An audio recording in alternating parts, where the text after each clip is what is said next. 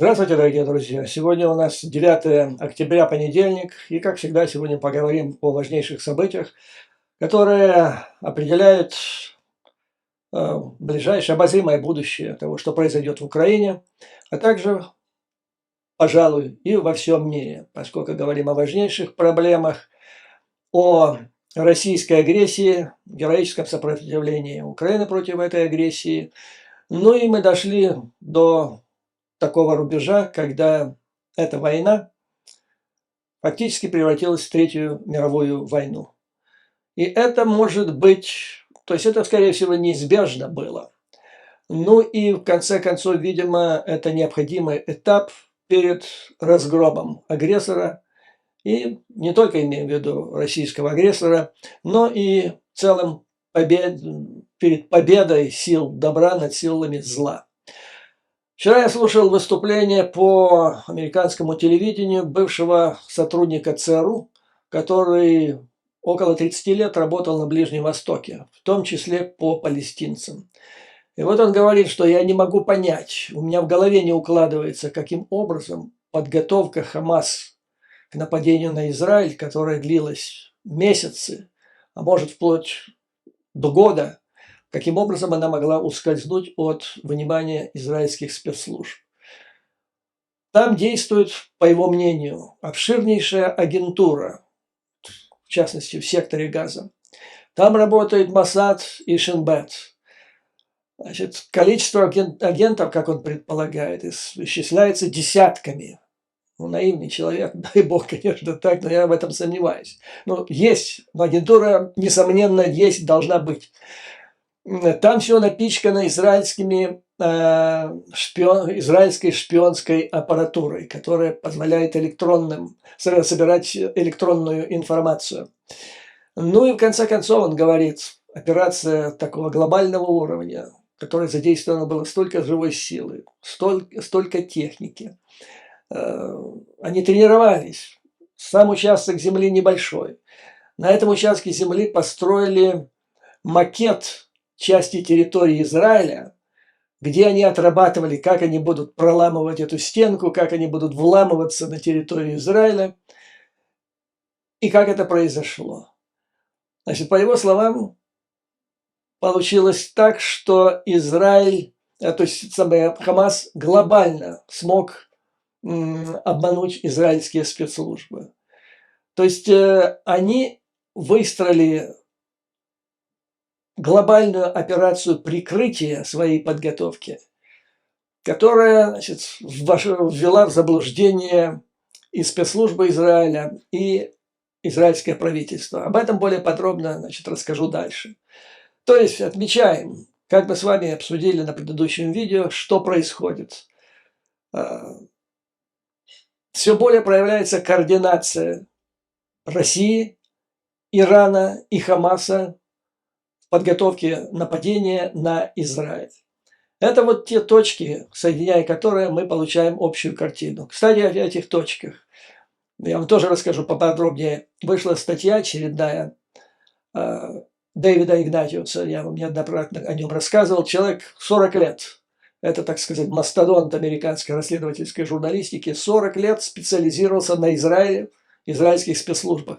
Так вот, значит, провал израильских спецслужб он объясняет тем, что они все видели, все было перед их глазами, но они не смогли соединить точки, различные точки. Это я вам рассказывал тоже об этом, когда мы говорили о информационной работе аналитической разведки, которая заключается в том, чтобы увидеть факты, затем их соединить и получить, так сказать, перейти от анализа отдельных фактов к их обобщению, то есть от конкретного к абстрактному. И вот Израиль, его блестящие спецслужбы этого не смогли сделать. А это то, чем мы с вами здесь занимаемся по несколько раз в неделю. Соединением вот этих точек. Так вот, точки, которые мы определили с вами в предыдущем видео. Россия, Иран, Хамас, нападение. И это все, конечно, самым большим бенефициаром является Китай. И это вот как раз эта ось зла, которая виновата в начале агрессии против Украины. Теперь она делает второй ход. Это агрессия против Израиля. Это все связано друг с другом. И, видимо, не случайно во время уикенда делегация американского сената во главе с Чаком Шумером рванула в Китай. Китай, как мы с вами обсуждали, переживает не лучшие времена с экономикой, и это может иметь двоякое воздействие на его внешнюю политику, которая нас беспокоит.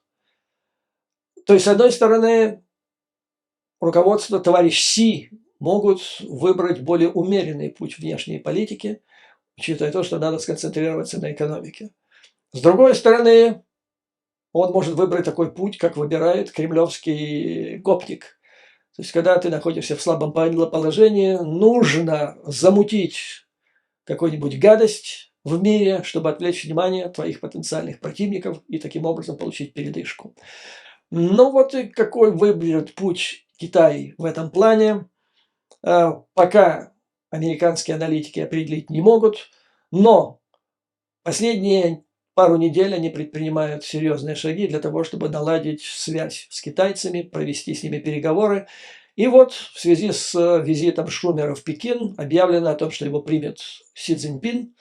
И, судя по всему, Си Цзиньпин будет участвовать в форуме АПЕК, это Организация экономического сотрудничества Азиатско-Тихоокеанского региона, которая 11 ноября откроется в Сан-Франциско. Вот до последнего дня китайцы о возможности участия Си в этом не говорили. Ну и в Конгрессе, что нас волнует? Агрессия, нападение против Израиля разбудило. То есть это был такой удар под дых сонного, парализованного Конгресса целой ветви, законодательной ветви власти Соединенных Штатов Америки. То есть оказалось, когда в мире два крупнейших кризиса, это война в Украине, теперь нападение на Израиль, когда Соединенным Штатам нужно действовать, третья власть парализована, и, вернее, вторая, невозможно даже оказать, то есть нету денег для того, чтобы оказать помощь ни Украине, да и по большому счету Израилю, ограниченные ресурсы для этого. И вот как написала одна из журналисток-расследователей американских в Твиттере, этот бывший Твиттер, нынешний этот экс дурацкий, вот она пишет, коротко, но емко. На Израиль напали, а у нас нет. Посла в Израиле. Спасибо заговорам, конспирологическим теориям про ковид в отношении ковида, которые распространял сенатор Рэнд Пол. Кстати, большой друг Кремля, туда приезжал, считая, что объективно это один из самых активных, полезных идиотов Кремля в Высшей палате представителей Конгресса. Следующее. Важное военное назначение. Десятки важнейших назначений, причем на высоком уровне. В военном ведомстве Соединенных Штатов не заполнено, потому что есть такой товарищ, сенатор Томми Тубервиль, который недоволен планами, там как-то вот есть какие-то намерения для меня, я в них небольшой эксперт, потому что речь идет о абортах. Что-то там администрация собирается разрешить аборты среди женщин военнослужащих. И, по-моему, там идет речь о том, что правительство, государство, то есть налогоплательщик, будет оплачивать поездки с места службы туда, где надо сделать аборт там, и так далее. В общем, где-то так. Короче говоря, проблема абортов. Так вот, он не согласен с проблемами абортов и сказал, что пока администрация Пентагон не пойдут на уступки, он не позволит назначить ни одного, не произвести ни одного назначения на высшие военные должности в Пентагоне. То есть нет масса вакансий в Пентагоне, некому руководить. Ну, наконец, значит, спикера нет, благодаря стремлению, патологическому стремлению конгрессмена Гейтса к вниманию. Человек хочет покупаться в лучах Юпитеров. Ну и, наконец, спасибо республиканской партии для подрыва нашего ответа. Это по Украине и по Израилю. Вот такая сложилась ситуация. Ну, а теперь давайте пройдемся и посмотрим буквально по пунктам, что новенького. Ну, среди новенького тут там, где есть или имели место провалы разведки, они успешно заполняются аналитиками, которые работают или в частном секторе, или журналистами-расследователями. Так вот, что проясняется? Оказывается, значит, нападение на Израиль со стороны Хамас показало, что Хамас имеет много информации касаемо Израиля, которая помогла ему организовать эту атаку, это нападение. Ну, понятно, что Хамас действует под руководством Ирана, и тот, и другой участник этого действия не мог не понимать, что после этой атаки их ждет потенциально сильнейший ответный удар. Но об этом уже заявил Израиль, что с ними произойдет то, что не происходило никогда. И тем не менее они приняли это решение.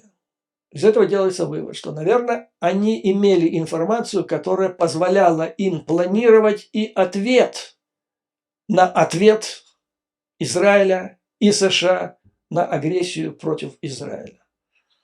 Вопрос, откуда они это взяли? И дальше вырисовывается следующая картина. В свое время, когда Трамп был президентом, он встретился в мае 2017 года в овальном кабинете с Лавровым и с тогдашним послом России в Вашингтоне Кисляком. Это произошло буквально через где-то 3 дня после того, как Трамп обезглавил ФБР, уволил тогдашнего директора Коми. Ну и так, на какой-то срок ФБР оказалось парализованным. Так вот, как потом 15 мая 2017 года сообщила Вашингтон-Пост, в ходе беседы с Лавровым и Кисляком Трамп раскрыл суперсекретную разведывательную информацию. Это была бомба. Вот заголовок Вашингтон-Пост. Трамп раскрыл министру иностранных дел и послу России строго секретную информацию.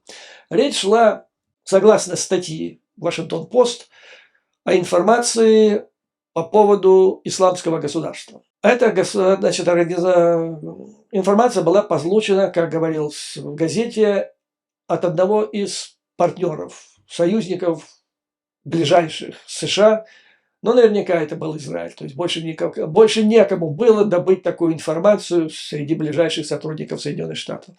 Причем, это было сделано в рамках обмена развединформацией с условием, что она никому не будет показана за пределами Соединенных Штатов Америки. То есть Трамп грубо нарушил, поставил под угрозу агентурный источник этой информации, то есть агента израильской уже разведки.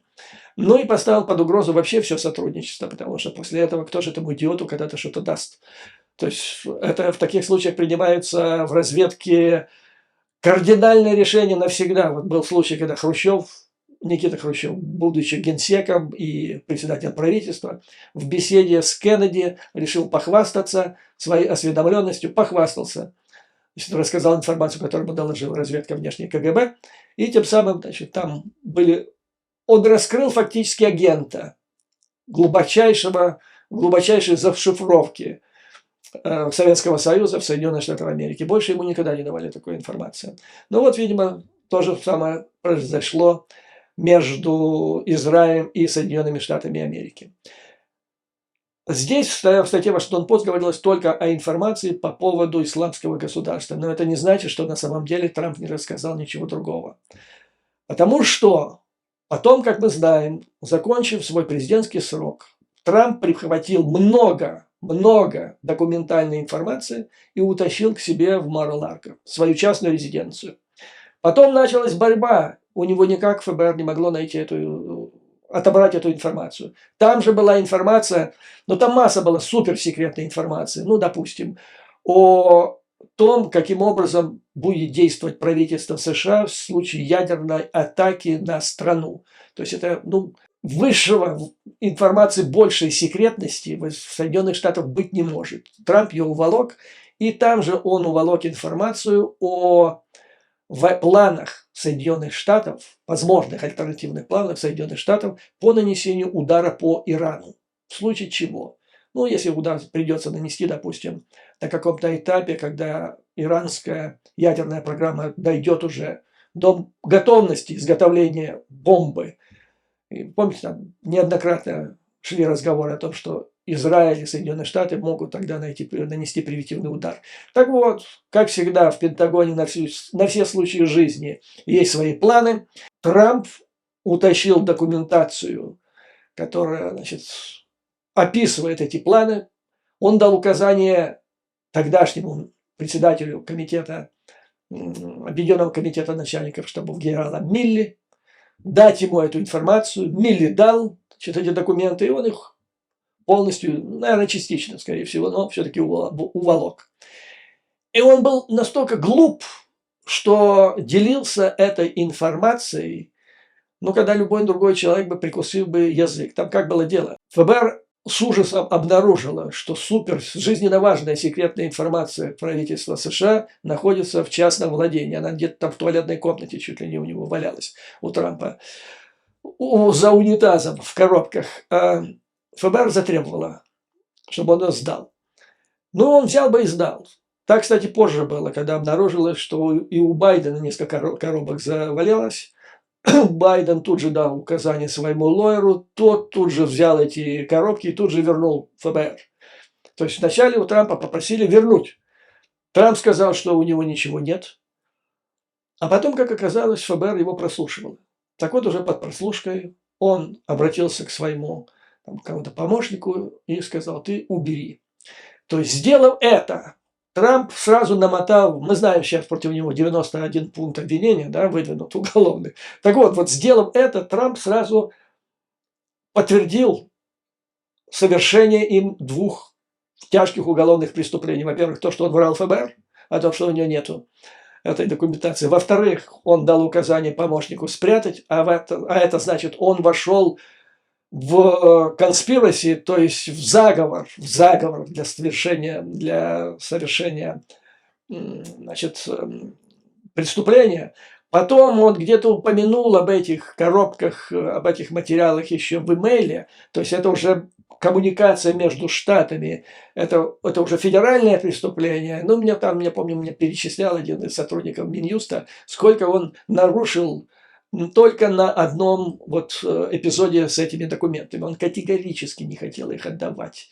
Но вот нафига ему надо, частному человеку, зачем ему информация нужна о планах ударов по Ирану? И вот теперь, после нападения на Израиль, который совершил фактически клиент Ирана, и совершил таким образом, что это стало шоком для всех спецслужб Израиля.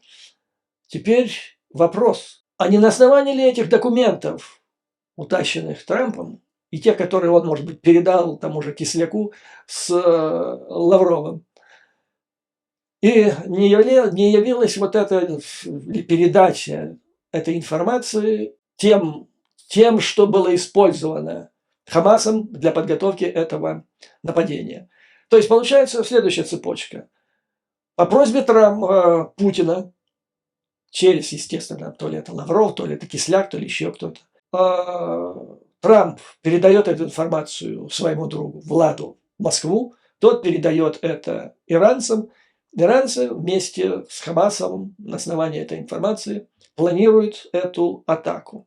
Вот такая, господа, раскрывается чудная ситуация. И она уже будоражит умы в социальных сетях Соединенных Штатов, в частности, вот в этом самом X, то есть в Твиттере. И ее обсуждают серьезные люди, которые, значит, занимаются расследованием журналистскими, а также популярными звездами американских радио и ТВ ток-шоу. Посмотрим, что из этого получится, но я вам скажу, что есть в этом деле сермяжная правда, то есть смысл во всем этом есть. Ну, во-первых, вот это какое-то непонятное стремление Трампа уволочь сознательно, потом не отдать, он же так просто ничего не делает. У него же всегда в голове деньги. То ли продать куда-то собирался, то ли что-то выгадать, допустим, я вам передам, а вы там потом поддержите меня, помогите мне опять выиграть выборы. Кстати, среди той же информации документальной, которая валялась у него под унитазом, ну, я шучу, так это фигурально выражаясь, ну, в общем, в туалетной комнате Мар-а-Ларго, там были же и документы о возможности, то есть, что Соединенные Штаты будут делать, когда по ним будут наносить ядерный удар, и также о том, как Соединенные Штаты сами будут наносить ядерный удар по другим государствам. То есть, там подборка была того, что надо утащить, целенаправленная. Этим документам цены нету. Цена этим документам – это жизнь, так по большому счету, Соединенных Штатов Америки. Вот как у нас получается с подготовкой нападения на Израиль. И обратите внимание, еще одна интересная вещь по поводу вот координации. Китай, ну, Китай пока ставим в стороне, Раша, Иран, Хамас, агрессия против Украины и агрессия против теперь Израиля. То есть теперь ясно, что нападение на Израиль готовилось месяцы, вплоть до года. Что у нас произошло в контактах между Кремлем и Хамасом за прошедшее время? В сентябре прошлого года, то есть тогда, когда уже Мордор вел войну кровопролитную в Украине, состоялся визит лидеров Хамаса в Москву. Предыдущий визит был, если мне память не изменяет, где-то в 2007 году, аж в 2007 году. Причем тогда даже в российских средствах массовой информации какая-то такая неловкость сквозила, что вот некоторые прямо писали, что чуть ли не террористы приехали. Другие писали, что люди с душком, с сомнительной репутацией приехали. Ну, то есть эйфории не было. А тут, в сентябре 2021 года, тут совсем другой расклад. Чуть ли не ближайший союзник приехал. То есть это тогда, когда уже в принципе могла начаться подготовка Хамаса к нападению на Израиль. Это уже было после того скандала, когда Трамп был застукан на тем, что делится совершенно секретной информацией с российским послом, с министром иностранных дел. Следующее интересное по хронологии события, которое подтверждает координацию вот между этими акторами, как сейчас популярно говорить в Соединенных Штатах. Буквально на следующий день. Ну, во-первых, так. Нападение на Израиль совершено, всем известно, уже день рождения Путина. И мы знаем, какую важную роль играет символика в ходах, в событиях, которые происходят вокруг Путина. Его ближайшее окружение знает о том, что у шефа день рождения надо сделать подарок. Вот таким подарком, который сразу приходит на ум, было в свое время убийство Бориса Немцова на мосту, который вел Кремлевским к Спасской башне, по-моему, да? И вот теперь опять подарок.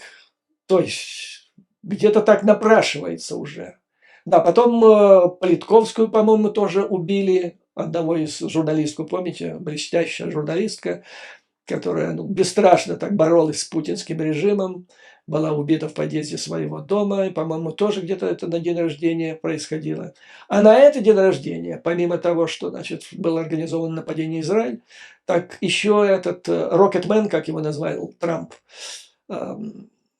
Ким Чен Ын, он сделал несколько выстрелов, как бы салют в сторону Южной Кореи. Еще вот такое событие, тоже как-то так в копилку. Оно вроде все понемножку, но когда вот эти все события, точки над «и», которых много, все свяжешь вместе, получается картина маслом. Ну и, наконец, то есть понятно, что это все готовилось долгое время. И на следующий же день после нападения на Израиль Россия начала фактически, как сообщают аналитики военные из Украины, я слушал один из этих анализов, то есть крупнейший авианалет, который можно рассматривать как крупнейший бомбовый удар, который можно рассматривать как подготовку к крупному наступлению. Это даже не подготовка, а преддверие, артподготовка к началу крупного наступления российских войск на северо востоке, что тоже не планируется за один день и даже за неделю. То есть если нападение на Израиль готовилось месяцами, то вот эта акция российской военщины с этим артподготовкой и авиаударами. Причем говорят, что это был по масштабам беспрецедентный авиаудар. Мы сколько с вами отмечали, американские журналисты, то есть аналитики, о том, что враг не особо использует свою авиацию в небе Украины, потому что опасается сильной системы ПВО ВСУ. А тут вот впервые они предприняли такой массированный удар, то есть они должны были опасаться больших крупных потерь авиации, тем не менее пошли на это, значит, это серьезное мероприятие. И синхронно они произошли, вот разрыв в один день, всего-навсего. То есть все как бы так, чем больше, а их все больше будет появляться вот таких точек, которые мы будем соединять, и из которых будет ясно, что в этом деле, то есть нападение на Израиль, напрямую замешана Раша. Ну, теневым бенефициаром является Китай. То есть растет понимание этого. В НАТО вот латвийское телевидение буквально вчера сообщило, вернее, показало интервью с одним из представителей научно-исследовательского центра НАТО, фамилия его, ну, бог с ним, не помню его фамилию, который сказал, что у нас пока нет данных, которые железобетонно подтверждают причастность России, но, так, по логике вещей, можно предполагать, что она замешана в нападении на Израиль. Пенс, бывший вице-президент, сейчас один из претендентов на пост президента, дал интервью, в котором он соединил неспровоцированное вторжение России в Украину, как он его назвал, с нападением на Израиль. То есть это вещи, по его мнению, связанные, вещи одного порядка, что уже, собственно говоря, показывает направление мышления. Мысль пробивает стену, потому что буквально до вчерашнего дня писали, что главная цель, значит, Хамаса в нападении на Израиль – это было приостановить создание союза между США, Саудовской Аравией и Израилем. Да, это важная цель, да, она оригинальная, но на самом деле все глобально, все гораздо шире и больше этого. Так вот, да, я вам сказал, нашел его. Это выступал директор Центра передового опыта НАТО по стратегическим коммуникациям Янис Саркис по латышскому телевидению, где он сказал, что нет пока подтверждений на 100%, что Россия причастна, но логика подсказывает, что надо смотреть, надо искать информацию в этом направлении. Ну и, наконец, я вам обещал, статья, очень глубокая статья Дэвида Игнатиуса, Вашингтон-Пост. Повторяю, это один из столпов расследовательской журналистики США. 40 лет работы по Израилю, по его спецслужбам, и он проанализировал и нашел ответы с его точки зрения, почему произошел провал израильских спецслужб. Человек зрит в корень, сейчас я вам ознакомлю, и вы поймете, как много общего в негативном, к сожалению, плане, иногда к сожалению, иногда к счастью, в работе спецслужб, разведслужб абсолютно разных стран мира. Так вот, я просто выдержки из этой достаточно пространной статьи приведу. Тезисы. Израильтяне знали, какая злобная ненависть движет Хамас и Ирана, но они не понимали, что они не понимали, что эти люди, то есть Хамас и Иран, они обладают такой компетентностью, проще говоря, профессиональным мастерством и такой креативностью. То есть недооценили врага, считали их за дикарями и папуасами. То есть такой уровень организованной злобы и компетентности со стороны Хамаса и Ирана для спецслужб Израиля был немыслим. Они просто не могли поверить, что такое возможно. Но это примерно то же самое, что произошло накануне 11 сентября, да? Когда никому не могло прийти в голову, что эти люди смогут совершить такую дерзкую операцию. Где-то, может быть, мы найдем информацию о том, что мигал где-то красный свет. То есть были сообщения с мест, агентурные сообщения о подготовке этого нападения. И потом окажется, что на них просто не обратили внимания, потому что, просто недооценили врага. И вот еще интересно, он здесь пишет. Израильтяне, то есть где-то, наверное, были сообщения, где-то были настораживающие моменты. Но, внимание, израильтяне, как говорится, не смогли соединить точки, господа. Это как раз то, чем мы с вами здесь занимаемся.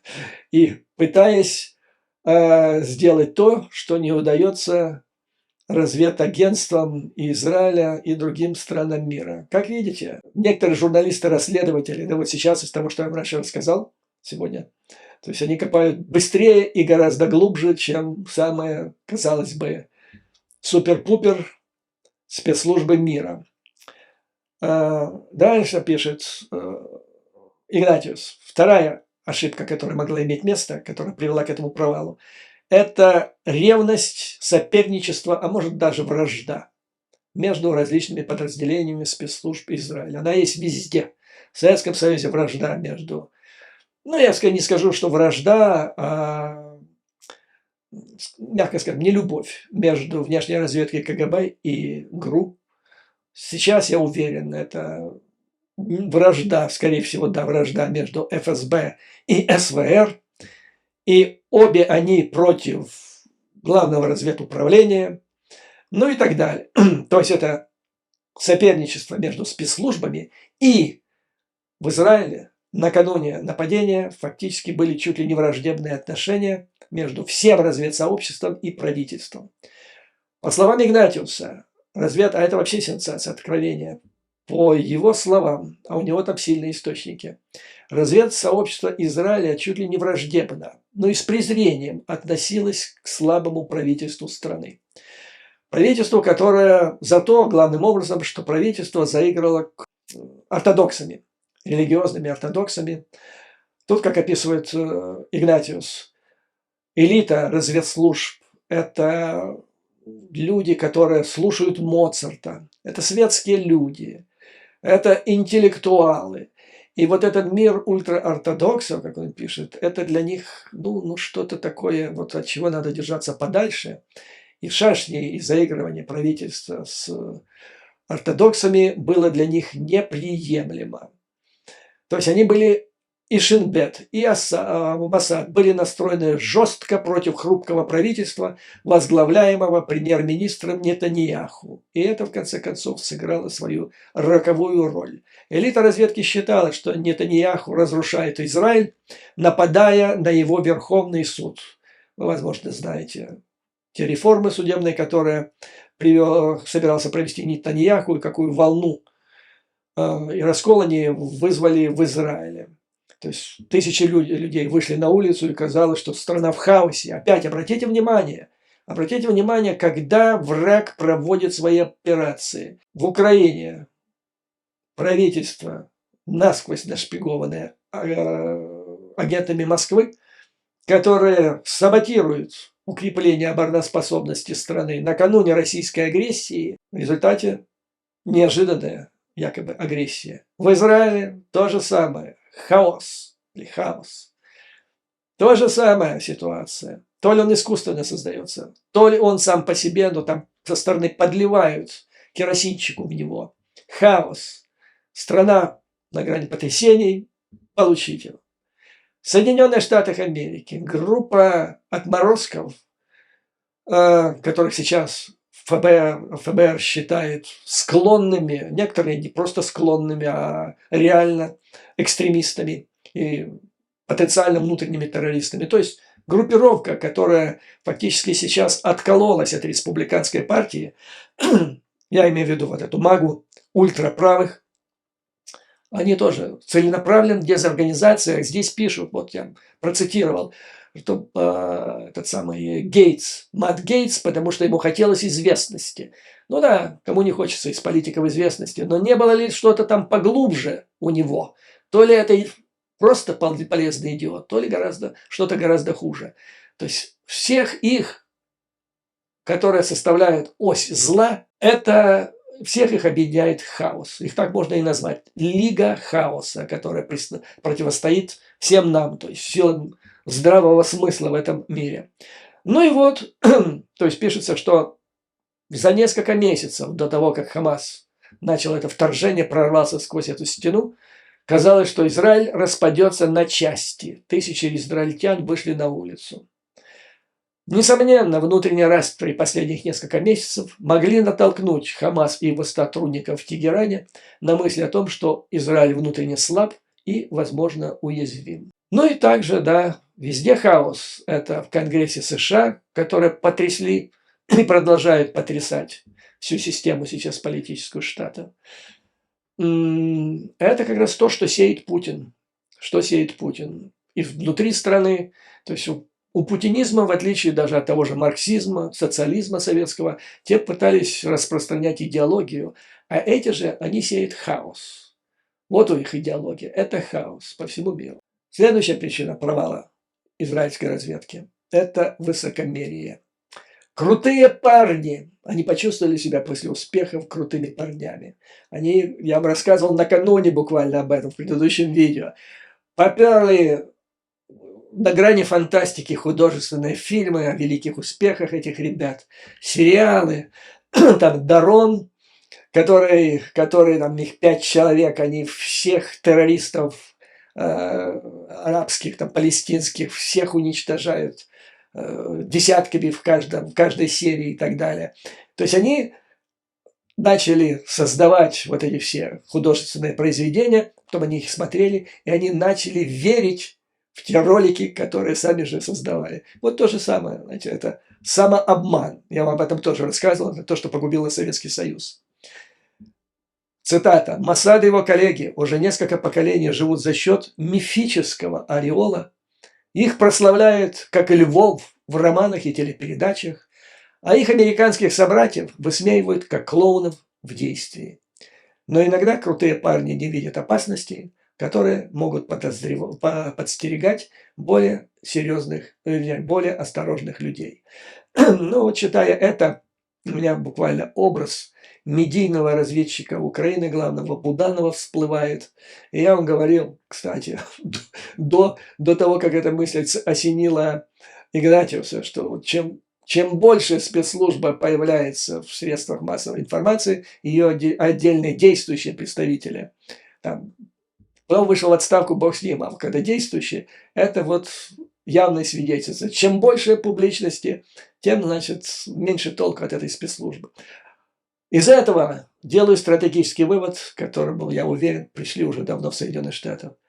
Учитывая частоту явлений Буданова народу через средства массовой информации, можно сделать практически 100% вывод, что ГУР, Главное разведуправление Украины, как разведорганизация практически не существует. Это плохо, это ужасно плохо, учитывая в мирное время бог с ним. А вот учитывая, в какой страшной войне находится страна, это недопустимо. То есть Буданов, если да, Буданов, он, наверное, может весь Моссад по количеству последних интервью за последний год переплюнуть. Еще я вспоминаю здесь одно интересное высказывание министра иностранных дел Кулебы, который, на мой взгляд, по сравнению с представителями ОПы, которая проводит внешнюю политику де-факто Украины. Кулеба, он все-таки профессионал, образование имел, карьерный дипломат. Но, видимо, поддался, превратился в зиц-председателя Фукса, который греет кресло министра иностранных дел, не выполняя функции. Но вот однажды он произнес публично фразу: «Мир еще не понял, какие мы крутые». И я так охнул про себя и думаю, ну все, совсем пропали, совсем поехала крыша. То есть зиц-председатель Фукс, при котором его министерство практически перестало работать, вместо кадровых квалифицированных послов посылает бог знает кого.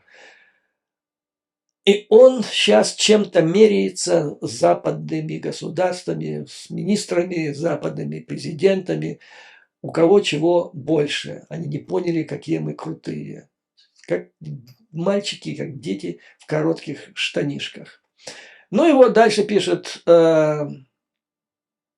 Игнатиус. Оказалось, увы, оказалось, что иранцы и их союзники из Хамас играют в более сложную игру, чем это могли представить себе израильтяне в их оправданной ненависти к муллам, ну и вообще к этим, да, что эти муллы могут придумать. Вот так вот. Провалы разведки начинаются с излишней самоуверенности, зазнайства, самоуспокоенности. Это вот вывод Игнатиуса. Еще интересную мысль он проводит, которую нам надо всем запомнить, потому что это касается нас всех. Я имею в виду прежде всего в Украине. Когда мы говорим, что взрыв в Газе, вернее не взрыва, нападение, был своего рода израильской версией 11 сентября в Соединенных Штатах, мы должны помнить еще один важный урок этой катастрофы. Ну, первое – это то, что мы не могли ее предвидеть. Второй важный урок. Соединенные Штаты слишком остро и жестко отреагировали. Вторжение в Афганистан, вторжение в Ирак. Оба вторжения совершенно без... Это была невероятная глупость, которую тогда все интеллектуальные люди, но не политики.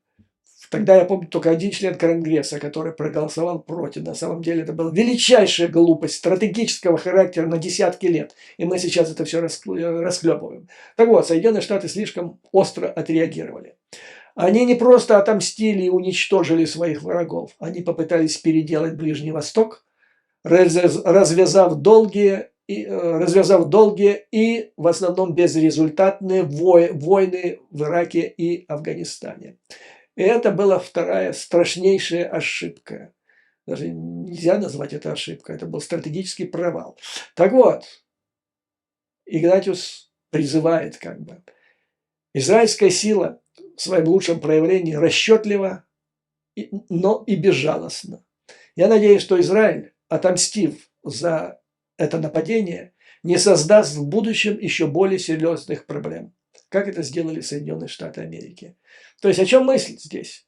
О том, что, нанося поражение агрессору, разбивая его, нужно это делать все-таки в каких-то рамках, чтобы эта победа не оказалась пировой и не привела к таким результатам, что лучше бы, может быть, ее не добиваться. Историческим примером такой является, допустим, победа Антанты, Первая мировая война, Версальский мир. Ну и чем он закончился? 1933 год, Гитлер, Вторая мировая война. Я почему заострил на это внимание? Потому что сейчас идет спор, что вот американцы пытаются ограничить поражение России в войне с Украиной.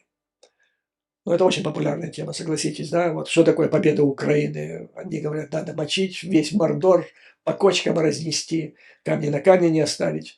Вот такая вот мысль. Я думаю, она стоит того, чтобы о ней подумать.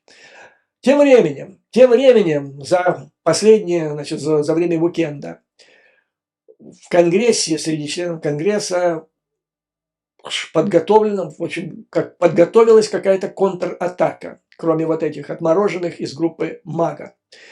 Вышла большая статья в издании The Hill которой говорится, что центристы, назывались центристами, я их называю рейганисты, республиканцы, должны перейти в контрнаступление.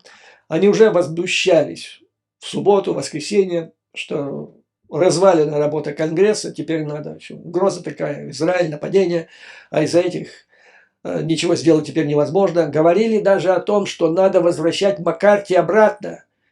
Чуть ли не в воскресенье собирались, вчера возвращать. Ну, в воскресенье не получилось. Говорят, надо в крайнем случае в понедельник его возвращать обратно. И не ждать среды, когда, по идее, они должны начать голосование, которое может и не закончиться не то что в среду, а еще несколько недель. И обратились еще к Маккарти. Тот раньше говорил, ни в коем случае. Теперь он сказал, ну, если Родина прикажет, то я вернусь.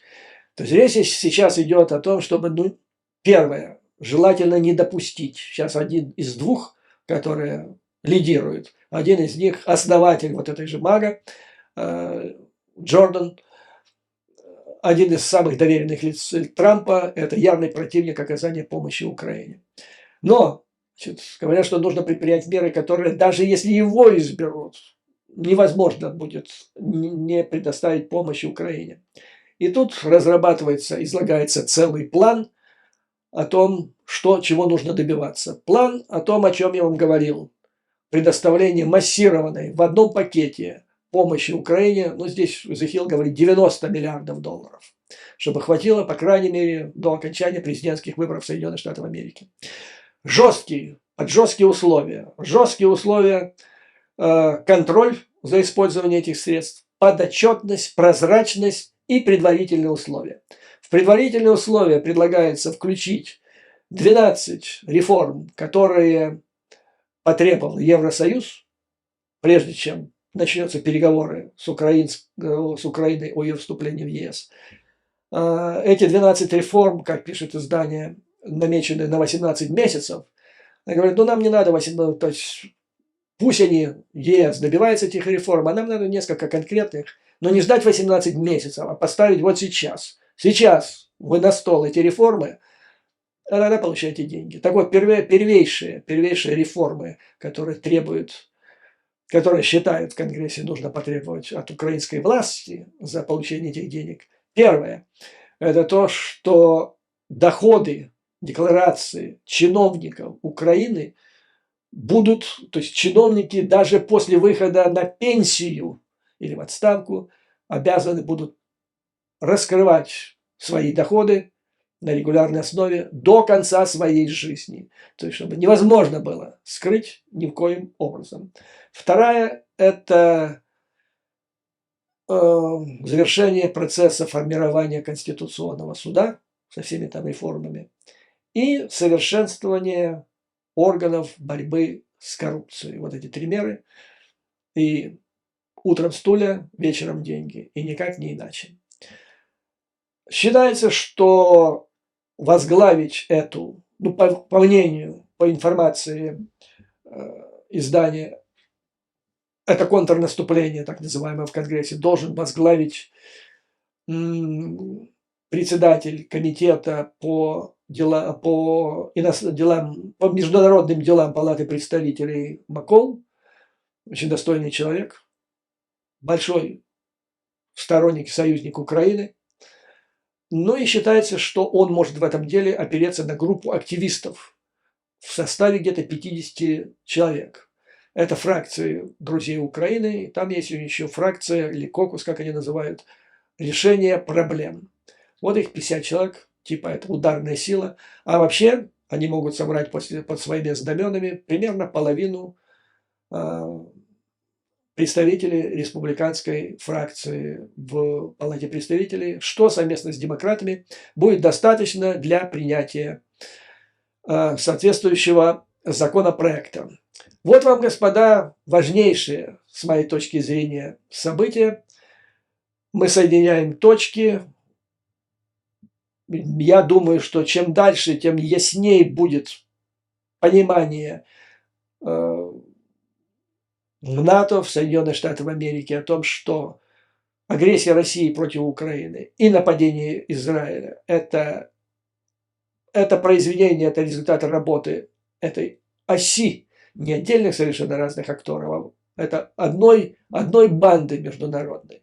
И поэтому борьбу за защиту Украины и Израиля это нужно делать, так сказать, в одном пакете. Потому что это не просто теперь, по идее, союзники, обе жертвы, они обязаны, они, конечно же, обязаны, они обречены теперь стать союзниками, а следовательно, и их союзники должны стать союзниками и одинаково активно помогать и Израилю, и Украине достичь победы. Потому что это единый фронт. Единый фронт.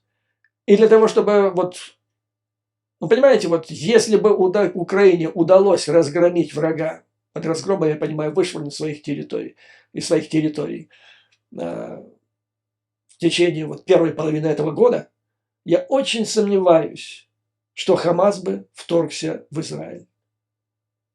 Очень сомневаюсь. То есть наглость, отсутствие наказания за конкретное преступление преступника подталкивает к совершению следующего преступления. И если, значит, получается, если представить невероятное, что Мордор добивается победы в Украине, Хамас и Иран добиваются победы в Израиле, то третье, что нас ожидает, а может и раньше, это нападение Китая на Тайвань. Оно все вместе связано. Я думаю, да, я практически уверен, что в этой глобальной борьбе, а это Третья мировая война, вот она и есть, во всей своей безобразной красе, если можно так сказать, мы обречены победить. Поэтому, заканчивая это видео, традиционно скажу вам пожелание. Слава Украине и вооруженным силам! Враг будет разбит, победа будет за нами. Вам, дорогие друзья, как всегда, выдержки, мужества и твердой веры в нашу неизбежную победу. Мы обречены на эту победу. К сожалению, много факторов, которые нам мешают, искусственных факторов, и внутри, и вовне. Что делать? Это глобальное развитие событий, это мировая война. Но мы победим. До новых скорых встреч!